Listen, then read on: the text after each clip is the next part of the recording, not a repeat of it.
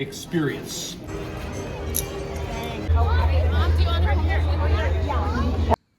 This is Teresa Figures It Out. I'm finally doing all the things I've been putting off. Stop daydreaming and start doing with me. I'm Teresa. Every video I tackle something I've been meaning to try, learn, cook, or finish, because we only get one life. Come figure it out with me.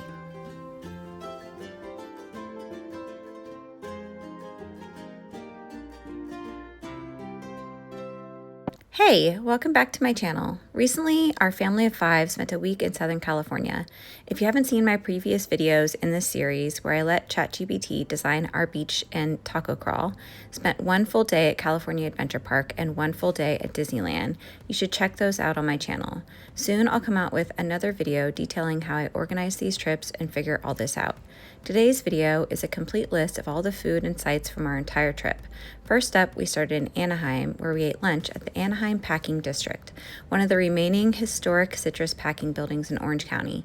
It's been converted into a marketplace and gourmet food court. Everything looked and smelled so good. We loved how each business had its own unique space and the light was beautiful on the inside. Our best dishes were banh mi and katsu dog with a side of miso coleslaw from Sumo Dog and the katsu curry fries from the Croft. I can't say enough about all these dishes. I could have eaten them all myself.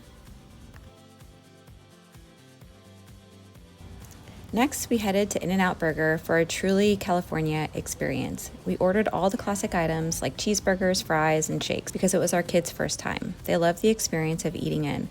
We liked everything, but I can tell that we don't have the passion that nostalgia brings for this. Our next day was a big one. We stayed at the Alamo Inn and Suites, which meant we could walk to California Adventure Park to get there before a rope drop. I have a lot more strategies on what to bring into the park, what to eat before you get there, and other ways to prepare, so stay tuned for those videos coming soon. We got a park hopper pass and wanted to spend a full day in each park. It was our family's first time at California Adventure, but our second time at Disneyland. We found that it was easier to get to almost every ride in California Adventure because it's smaller than Disneyland. Overall, we really loved the park, but it is less themed out and more of a carnival experience besides Cars Land. It was a beautiful spring day, and we wore layers that we were able to take off as it got warmer. Our first food of the day was a snack of churros and popcorn, followed by lunch at Pim's Testing Lab, where we shared the not-so-little fried chicken sandwich, the humongous taco salad, and tater tots. The kids loved these. Everything was a bit greasy for me, and the chicken was a little chewy. My favorite part of California Adventure was Cars Land, which is funny because I've never actually seen the movie Cars, but I loved all the details, and even though we didn't do any character encounters, the Cars characters we saw around the park were absolutely incredible. And even though the wait is long, Radiator Springs really has my heart. It's so fun. Our next snack was a seasonal item from the Food and Wine Festival. We shared the sirloin Gruyere mac and cheese and the Cuties Mandarin Orange and Blackberry Punch. Holy crap, this was the best mac and cheese I've ever had. We only got one to share, but everyone wished they had their own. Totally worth the hype, and I hope it comes back so you can try it if you get a chance.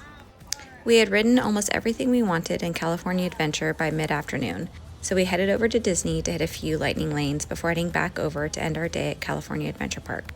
I have to say, every time I enter Disneyland, I am so amazed by the themes and details everywhere. The gardens, the drinking fountains, just everything. It's really a beautiful place. After we left Disneyland, we headed back over to California Adventure Park and we ate at San Francisco and shared dishes from Lucky Fortune Cookery, where we got the Brea ramen and bulgogi bowl. And from Cucina Cucamonga Mexican Grill, we shared the street corn, quesabirria tacos, carne asada tacos, pollo asado tacos, and we absolutely devoured it all. I forgot to film this, so I actually forgot to mention it, but we also had a late afternoon snack at California Adventure Park of Mickey Mouse ice cream and chocolate-covered bananas. I didn't really like these, but my kids and family did. They were just too frozen for me, and I didn't like having to gnaw them off with my teeth. The next day, we spent mostly at Disneyland, but we went over to California Adventure Park for a little while in the afternoon before going back to Disneyland. We were able to ride the Rise of the Resistance 2 times, as well as the Indiana Jones ride 2 times, which is a real win for us because we love both those rides so much. And we were able to ride almost everything else that we wanted.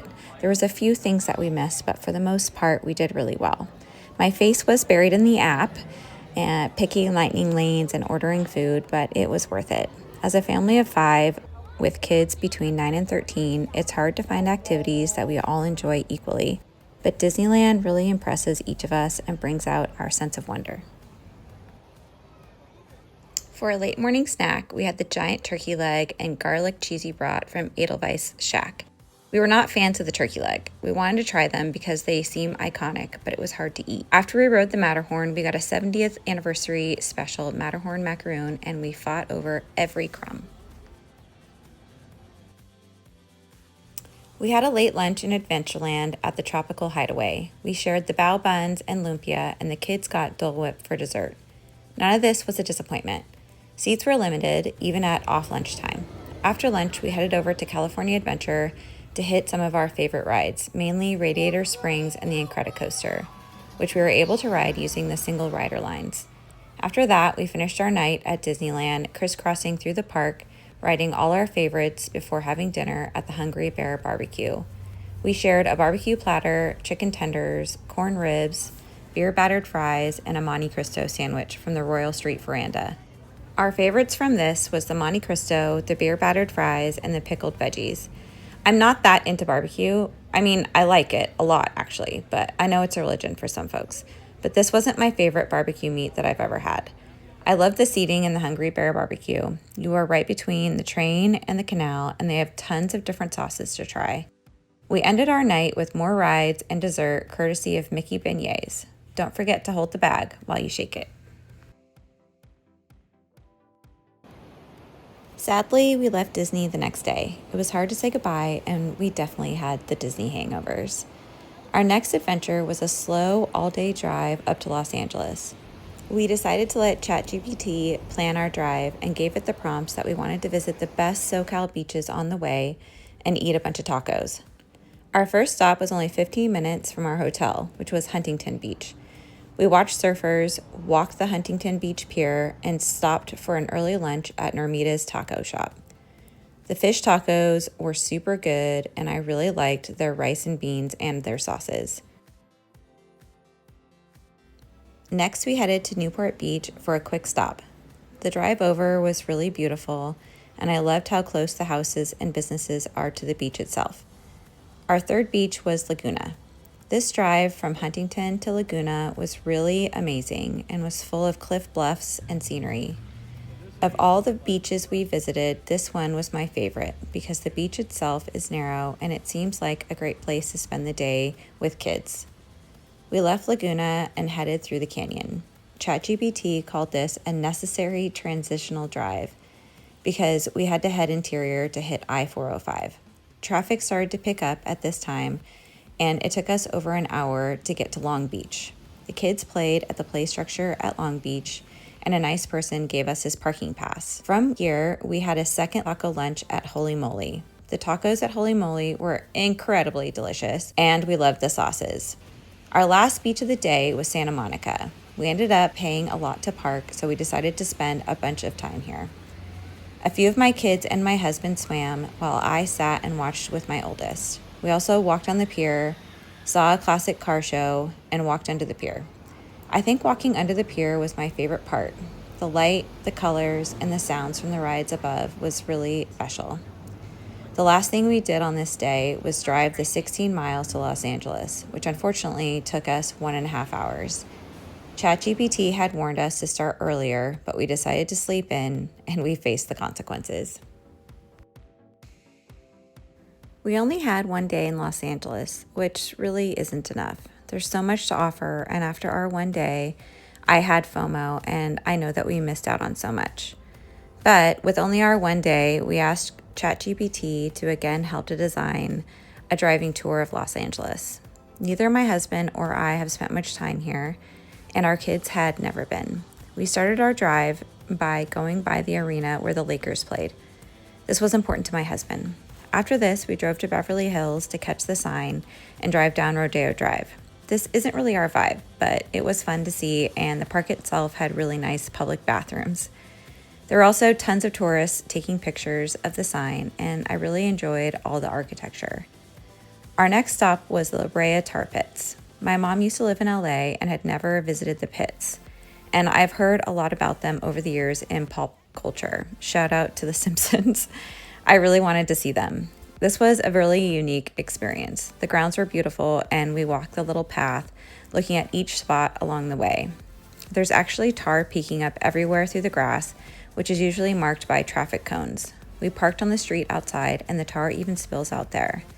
I highly suggest stopping by this park to understand the history. From here, we stopped at one of the Tupac murals in the city. I'm a huge Tupac fan and have been since the early 90s, and I try to indoctrinate my kids as much as I can in all 90s hip-hop culture. The mural we saw was pretty tiny, but other larger ones were too far, especially in LA traffic.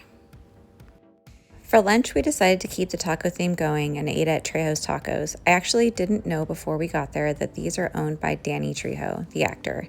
His story is really inspiring, and I really enjoy his acting. We tried a bunch of different tacos and the street corn. The tacos were good, although less traditional, but the street corn wasn't the best that we've had. Next, we drove past Paramount Studios, the Hollywood Walk of Fame, and the Chinese Theater.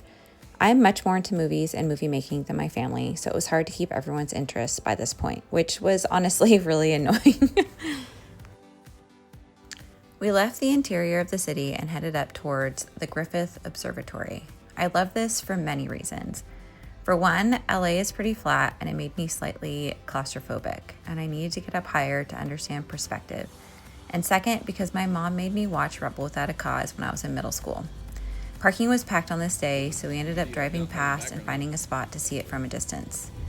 Our last major stop of the day was a Hollywood sign. This was the thing I was looking forward to the most. The drive up to the sign is pretty impressive, and there's lots of stops and beautiful houses along the way.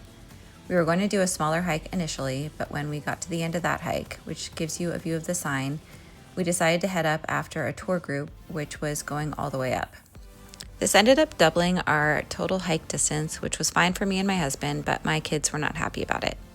We overheard the tour group, and it was led by a guy who was trying to make it as an actor, but he does these tours on the side to make extra cash.